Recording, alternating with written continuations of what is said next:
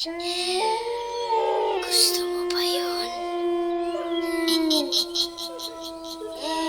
Kung ayaw mo, dapat lagi kang nakikinig sa mama at sa papa mo para di ako lumabas dyan sa hawak mong cellphone.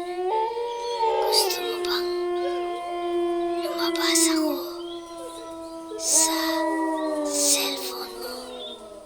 Tapos, kukunin na lang kita dyan sa inyo at isasama kita dito sa amin. Gusto mo ba yon?